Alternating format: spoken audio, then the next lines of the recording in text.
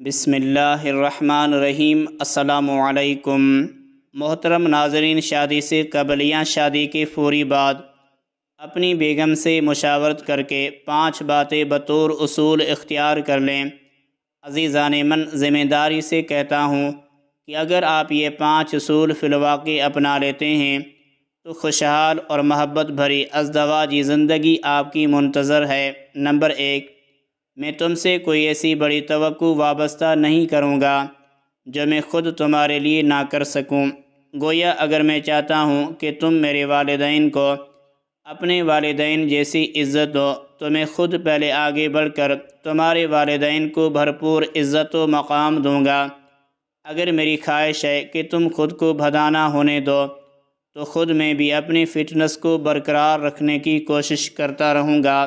Number 2، ہم دوسرے گھروں یا رشتہ داروں سے اچھی باتیں سیکھیں گے ضرور، مگر کبھی بھی ان کے خاندانی ماحول کو مکمل اپنا ماحول بنانے کی حماقت نہیں کریں گے، پھر چاہے وہ میرے والدین بہن بھائیوں کا گھر ہو یا تمہارے والدین بہن بھائیوں کا گھر۔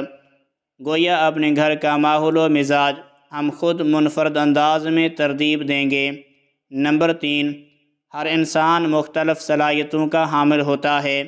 ہم اپنی ممکنہ اولاد کی انفرادی صلاحیتوں کو مد نظر رکھ کر اس کی تربیت کریں گے۔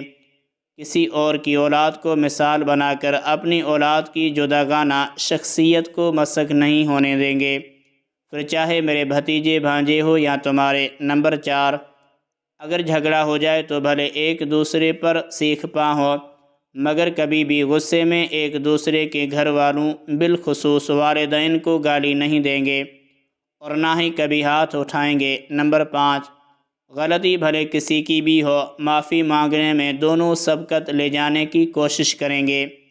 انا کو ایک روز سے زیادہ دیوار نہیں بننے دیں گے۔ اگر ایک معافی مانگ لے تو دوسرا کوئی جملہ کسے بغیر اسے معاف کر دے، چاہے یہ عمل کروڑ مرتبہ ہو، مگر ایسے جملے نہ کہے کہ سوری سے کچھ نہیں ہوتا، بلکہ فوری معافی قبول کرے اور دل بڑا کر کے خود بھی جوابی معافی مانگ لے۔ ایسے جھگڑوں میں غلطی اکثر دونوں جانب سے ہوتی ہے، بس کسی کی زیادہ ہوتی ہے تو کسی کی کم۔